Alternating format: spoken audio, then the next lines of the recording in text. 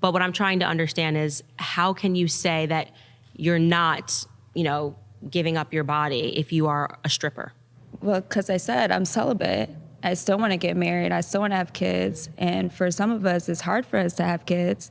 And I've also dealt with sexual abuse since a child, so I wasn't doing any sexual work as a child, and still went through things like that. Yeah. So I first want to say, perfectly sympathetic to everything you're saying, especially if you come from an environment where you've lived through something when you're a kid. It makes it infinitely harder. And it's actually a reason why so many people turn to sex work, because they don't have that structure at home that gives them, I think, other options. But would you agree with me that if you could, that wouldn't have... I went to college for music production. For music production. I went to LA recording school. Okay, so did you decide to be a stripper because of economic restraint or because of freedom?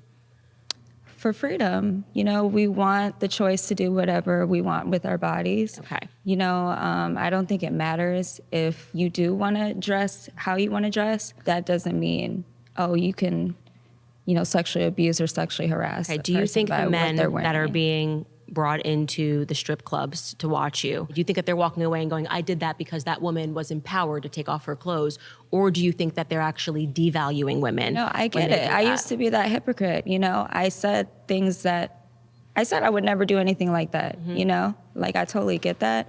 But some people just want to go to the club and have a good time. Yeah, I think most of the people who are making those decisions are doing it because they're dealing with addictions themselves. I think you're worth more than taking your clothes off. I think that if you wanted to have a career in music, you wouldn't have to take your clothes off to do that. And I think that it's sad that you've been...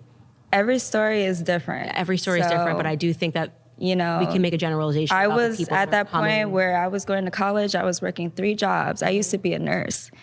So you just don't know the situations. You don't know how life is going to turn out. It's going to be ups and downs.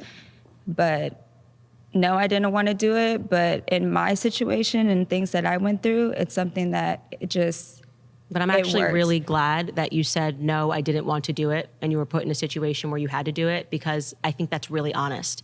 And I think the problem that I find with feminism is that it's a dishonest movement. All right, guys, pause. You've been voted out by the majority. Please return. Thank you. Yeah, I'm not judging.